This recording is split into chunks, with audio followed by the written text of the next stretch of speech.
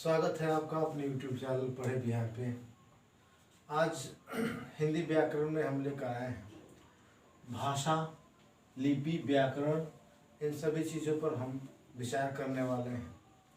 सोचिए, यदि तीनों लोकों में भाषा ना होता, यदि संसार में भाषा ना होता, तो तीनों लोग घनघोर अंधकार में रहते। यदि भाषा की इस संसार में ज्योति ना बिखरी होती, तो मानव जो है घनघोर अंधकार में जीवन व्यतीत करता। मानव की जो जीवन है वह पशु पक्षियों के सदृश हो जाती।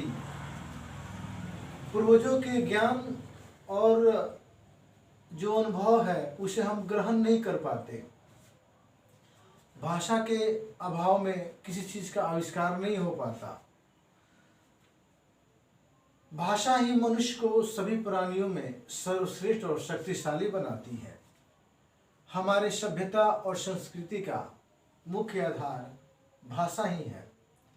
अतः हमारे जीवन में भाषा का बहुत ही महत्वपूर्ण स्थान है। तो इसी संदर्भ में हम आज अध्ययन करने वाले हैं। भाषा तथा व्याकरण के संबंध भी हम देखेंगे। भाषा संबंधी प्रमुख बिंदु या महत्वपूर्ण प्रश्न जो परीक्षाओं में पूछे जाते हैं उसको हम देखेंगे। हिंदी भाषा तथा संस्कृत के बीच के संबंध का अध्ययन हम यहाँ पे करने वाले हैं। तो आइए चलते हैं। सबसे पहले हम बात करते हैं भाषा की। भाषा होती क्या है?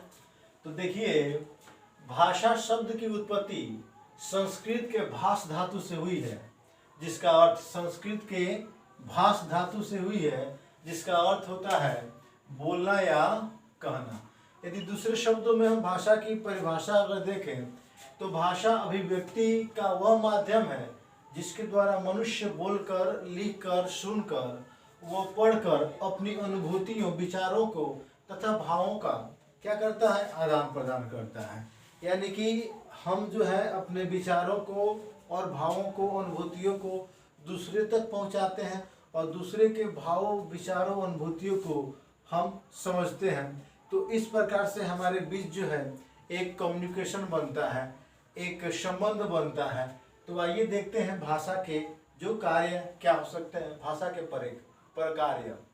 तो यहाँ भाषा के प्रकार में हम देख सकते हैं विचारों के आदान प्रदान का महत्वपूर्ण साधन है। भाषा जो है विचारों के आदान प्रदान का महत्वपूर्ण साधन है। इसके अतिरिक्त सामाजिक संबंधों की अभिव्यक्ति के उपकरण के रूप में हम भाषा का प्रयोग करते हैं। भाषा ही है जो हमारे सामाजिक संबंधों का एक प्रकार से ताना बाना बनाता है। यदि भाषा हमारे बीच में नहीं होता तो शायद सामाजिक संबंध भी नहीं होते और मनुष्य की सभ्यता का विकास, संस्कृति का विकास भाषा के बिना संभव नहीं हो पाता। संसार में बहुत सारे पशु पक्षी प्राणी होते हैं, भाषा के अभाव में उनकी कोई सभ्यता, संस्कृति नहीं है और मनुष्य जो है संसार का सबसे श्रेष्ठ और शक्तिशाली प्राणी है और इसका जो आधार है वो भाषा ही है। तीसरी बात है संप्रेषण यानी कम्युनिकेशन का माध्यम। संप्रेषण या कम्युनिकेशन का माध्यम हम भाषा है। भाषा से ही हम किसी व्यक्ति से, समाज से या अन्य चीज़ों से हम संप्रेषण कर सकते हैं। ठीक है, तो अब आइए देखते हैं भाषा के प्रकार। तो भाषा के प्रकार सामान्यतः व्याकरण की दृष्टि से अगर हम बात करें तो भाषा जो है मुख्य रूप से दो प्रकार के होते हैं, मौखिक और लिखित। लेकिन आधुनिक समय में आज जो है भाषा के रूप में सांकेतिक चिन्हों का, प्रतीकों का भी प्रयोग किया जा रहा है। तो ये देखते हैं भाषा के जो प्रकार हैं, जैसे कि मौखिक भाषा क्या होता है।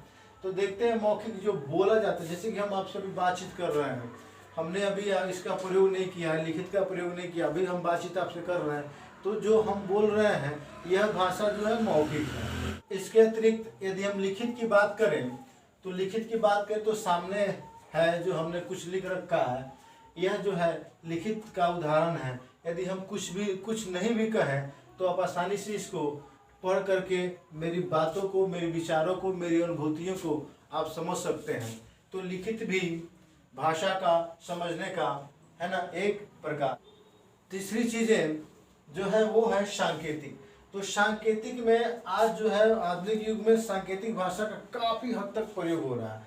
इसमें हम दो भागों में इसको बांट सकते हैं, आंगिक संकेत और प्रतीकात्मक संकेत। आंगिक संकेत यानी कि अंगों से जो हम संकेत करते हैं, जैसे कि मान लीजिए आपको कहे कि चुप रहने के लिए, तो ऐसे बताएं तो आप समझिए कि हाँ अब चुप रहने के लिए बोल रहा है। अगर आपको ऐसे ऐसे करें तो आप समझिएगा मारने के लिए कर रहा है। मुक्का भी दिखाए तो समझिएगा मारने के लिए बोल रहा है। तो कुछ जो है ये संकेत होते हैं जो आंगिक अंगों के द्वारा किया जाता है, आंखों के द्वारा, मुंह के द्वारा, मुंह बना करके बहुत सारे तथ्यों के द्वारा हम अंगों का प्रयोग करते हैं संकेतों के लिए, उसको समझते हैं और समझाने का प्रयास करते हैं। इसके बाद हम बात करते हैं प्रतीकात्मक संकेत की। तो आजकल इसका प्रयोग व्यापक रूप में हो रहा है, जैसे कि यातायात के जो साधन हैं उनमें इन संकेतों का काफ़ी महत्वपूर्ण भूमिका है। जैसे कि मान लीजिए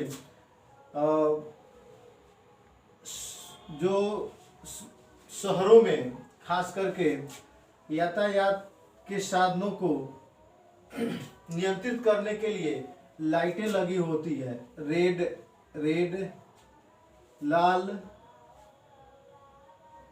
पीला, हरा इत्यादि। तो ये हम वहाँ पे हमें मतलब वो रंग से ही हमें क्या है, एक प्रतीक की तरह हम समझ जाते हैं कि लाल रंग देखकर हमें रुकना है, पीला रंग देख करके हमें गाड़ी स्टार्ट करनी है, और हरा रंग होते ही हमको क्या करना है, चल देना है। या बहुत सारे रोड के किनारे बहुत सारे प्रतीक चिन्ह बने होते हैं, जैसे कि जेब्रा क्रॉसिंग होता है। जेब्रा क्रॉसिंग तो कुछ लिखा नहीं है, एक संकेत मात्र है जिसे हम देख करके क्या करते हैं, वहाँ पैदल पार करते हैं। इसके अतिरिक्त इसके अतिरिक्त गणित में, मैथमेटिक्स के रूप में बहुत सारे ज्यामितीय आकृतियों के माध्यम से हम वस्तुओं को समझते हैं और उसका प्रयोग करते हैं। तो यदि हम अगर इस आधुनिक युग में यदि सांकेतिक भाषा का प्रयोग नहीं करें तो हमारे बहुत सारे कार्य जो है अधूरे हो जाएंगे। तो अब इसके बाद हम बात करने वाले हैं कि लिपि क्या है। अब आइए देखते हैं कि लिपि क्या है। तो लिपि भाषा को लिखने के लिए जिन चिन्हों का, जिन संकेतों का और जिन प्रतीकों का हम प्रयोग करते हैं उसे लिपि कहा जाता है। बहुत बार ऐसा होता है कि स्टूडेंट्स जो होते हैं वे भाषा और लिपि में विभेद नहीं कर पाते हैं। तो भाषा और लिपि में काफ़ी अंतर है। भाषा जो है वाक्य होती है, यानी कि वो बोलने वाली होती है, जबकि लिपि जो होती है संकेतात्मक होती है। संकेतों के माध्यम से लिपि को व्यक्त किया जाता है। जैसे उदाहरण के लिए, जैसे कि हम लिखें अ लिखें, क लिखें, च लिखें, तो ये क्या है, यह एक प्रतीक है, यह एक संकेत है, यह भाषा नहीं है। जो हम कुछ बोल रहे हैं यह भाषा है, और इसी बोली को हम संकेतों में लिखें तो ये क्या होगी, इसको हम क्या कहेंगे, लिपि कहेंगे। तो संसार में 400 से अधिक लिपियां हैं, और सभी लिपियों को हम मुख्य रूप से 3 लिपियों में बांटते हैं। जैसे कि अगर हम बात करें तो एक लिपि होती है चित्रलिपि, एक लिपि होती है चित्रलिपि। यह लिपि जो है चीन में, जापान में और कोरिया में ये लिपि प्रचलित है। इसके बाद अगर हम मध्य एशिया, दक्षिण एशिया की बात करें तो ब्राह्मी लिपि है, ठीक है। भले इस लिपि के अंतर्गत बहुत सारी लिपि आती है, वो अलग चीज है। तो दक्षिण ब्राह्मी लिपि जो है दक्षिण एशिया में समझी जाती है, लिखी जाती है। इसमें भी इसके बहुत सारी कैटेगरी हैं। एक और लिपि है फोनेशियन लिपि। 3 में हम बात करते हैं फोनेशियन लिपि की। फोनेशियन लिपि, यह लिपि जो है मध्य यूरोप और मध्य एशिया तथा अफ्रीका में इस लिपि का प्रयोग किया जाता है। तो इस तरह से लिपि और भाषा में व्यापक अंतर है। हम जो है लिपि को भाषा नहीं कर सकते और ना ही भाषा को लिपि कर सकते हैं। भाषा जो है ध्वन्यात्मक होता है, ध्वनि से जुड़ा होता है, और लिपि जो है संकेत से मतलब होता है। तो इसके बाद हम बात करते हैं व्याकरण की। तो व्याकरण क्या है, व्याकरण और भाषा में काफी संबंध है। अगर आपसे पूछा जाए कि सबसे पहले व्याकरण की उत्पत्ति हुई या भाषा की, तो उसमें क्या होगा, सबसे पहले भाषा की उत्पत्ति हुई और भाषा को शुद्ध और सही तरीके से प्रयोग करने के लिए व्याकरण बनाया गया। तो हम व्याकरण की परिभाषा हम दे सकते हैं कि भाषा संबंधी नियमों की व्याख्या करने वाली वैसी पुस्तक, भाषा संबंधी नियमों की व्याख्या करने वाली वैसी पुस्तक जिसमें भाषा की शुद्ध एवं मानक रूप हो, जैसे कि पढ़ना, लिखना, उच्चारण करना, ये उसके प्रयोग की जानकारी होती है, उसे ही हम क्या कहते हैं, व्याकरण कहते हैं। तो व्याकरण जो होता है भाषा के संबंधित, भाषा संबंधित जानकारी उसमें होती है कि भाषा का प्रयोग कैसे करना है, जैसे कि वचन होता है, लिंग होता है, एक वचन, बहुवचन, इन सभी चीजों की जानकारी हमें किससे होती है, व्याकरण से होती है। तो व्याकरण और भाषा काफी एक दूसरे से जुड़े हुए हैं। यदि भाषा आपको सही, भाषा की यदि सही जानकारी आपको होनी चाहिए तो उसके लिए आपको व्याकरण पर निर्भर रहना पड़ेगा। यानी कि व्याकरण के बिना हम भाषा की सही जानकारी, शुद्ध जानकारी हम नहीं रख पाएंगे।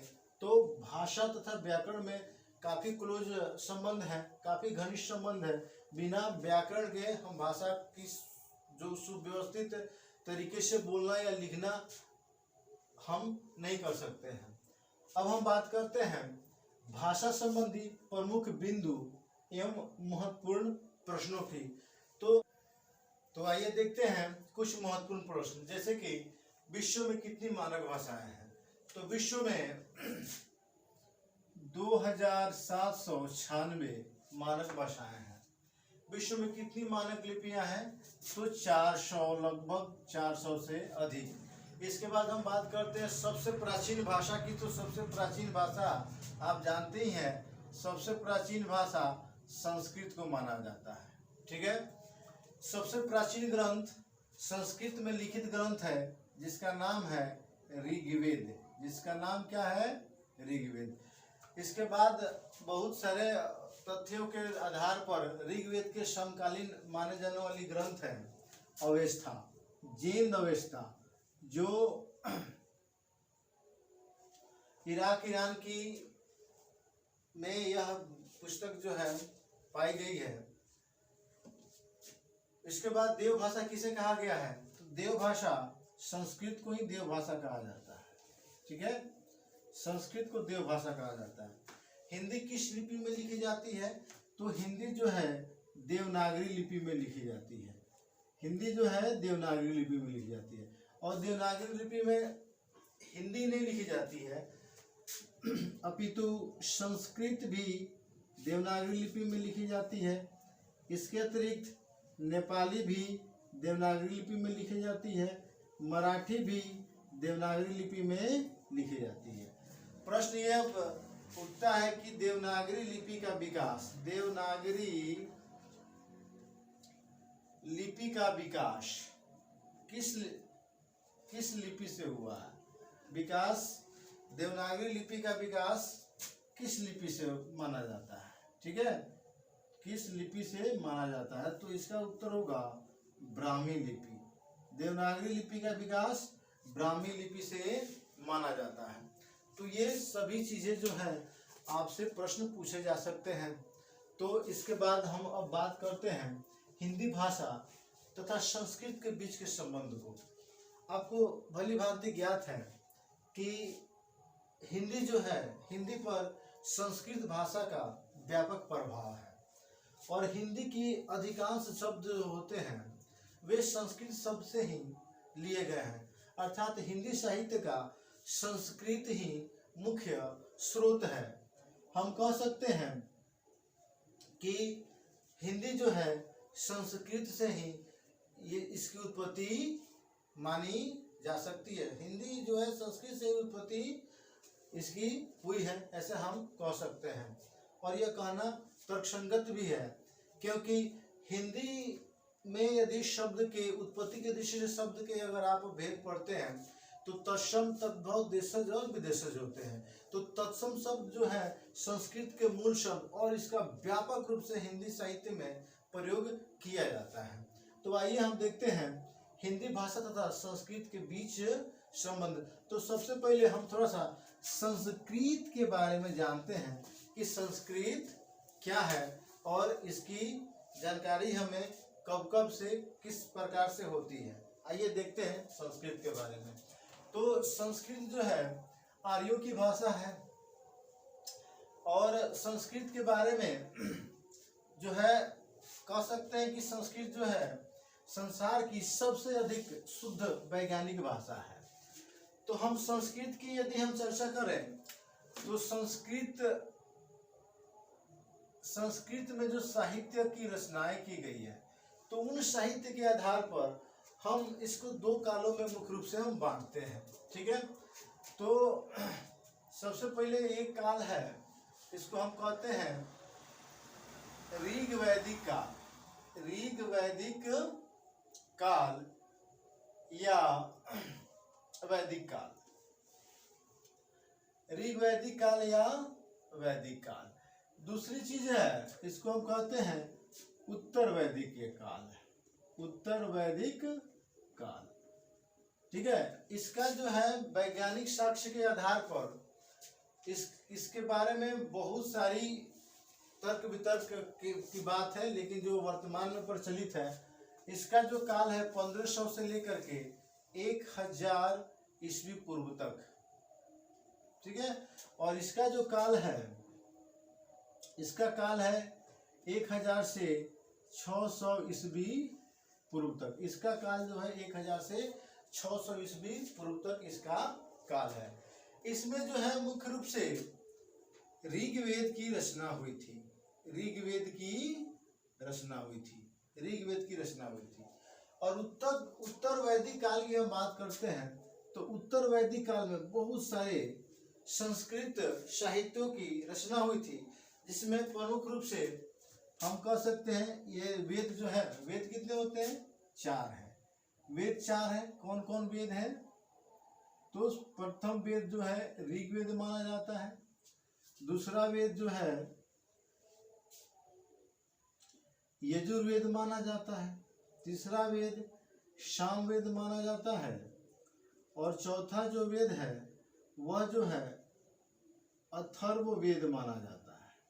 ठीक है, अथर्ववेद माना जाता है। और ऋग्वेद, यजुर्वेद, सामवेद और अथर्ववेद, ये चारों को सम्मिलित रूप से संहिता कहा जाता है। और संहिता जो है जय संहिता आप नहीं कह सकते हैं, जय संहिता इसे नहीं कह सकते क्योंकि जय संहिता जो है महाभारत का नाम है। ठीक है, तो इस तरह से उत्तर वैदिक काल में बाकी जो 3 वेद है उसकी रचना हुई। इसके अतिरिक्त अरण्यक की रचना हुई, इसके अतिरिक्त ब्राह्मण, इसके अतिरिक्त उपनिषदों की रचना हुई। उपनिषद 108 मुख्य उपनिषद है। इसके अतिरिक्त हम बात कर सकते हैं वेदांग की, तो वेदांगों की भी रचना इसी काल में हुई, यानी कि 1000 से 600 ईस्वी पूर्व तक ये सभी महत्वपूर्ण संस्कृत साहित्यों की रचना हुई। वेदांग जो है 6 होते हैं। ठीक है, तो संस्कृत जो है, संस्कृत से ही हमारे हिंदी की उत्पत्ति हुई है और इन सभी चीजों का व्यापक प्रभाव जो है, चाहे वो व्याकरण हो, पाणिनि की व्याकरण हो या पतंजलि की व्याकरण हो, इन सभी व्याकरण का प्रभाव जो है हिंदी भाषा तथा हिंदी व्याकरण के ऊपर पड़ता है। इसके अतिरिक्त हम संस्कृत में, चाहे वो हिंदी ही क्यों न हो, हम संस्कृत की भाषा शब्दों का प्रयोग व्यापक रूप में हिंदी में हम करते हैं। तो इस तरह से संस्कृत और हिंदी जो है हमारे साहित्य का, हमारे जो सभ्यता और संस्कृति को, हमारे साहित्य को विशेष रूप से प्रभावित करती है। तो बस आज का वीडियो इतना ही। वीडियो देखने के लिए आपको बहुत बहुत धन्यवाद। यदि भाषा संबंधी अन्य चीज़ों पर किसी प्रकार की समस्या हो तो आप कमेंट में ज़रूर लिखें। वीडियो अच्छी लगे तो लाइक करें, शेयर करें और सब्सक्राइब करना न भूलें। इसके आगे भी हम अब इसके बाद जो है भाषा संबंधी तथ्यों की चर्चा कर रहे थे। इसके बाद हम व्याकरण के अंतर्गत हम क्या पढ़ेंगे, वर्ण पढ़ेंगे और शब्द पढ़ेंगे और वाक्य पढ़ेंगे।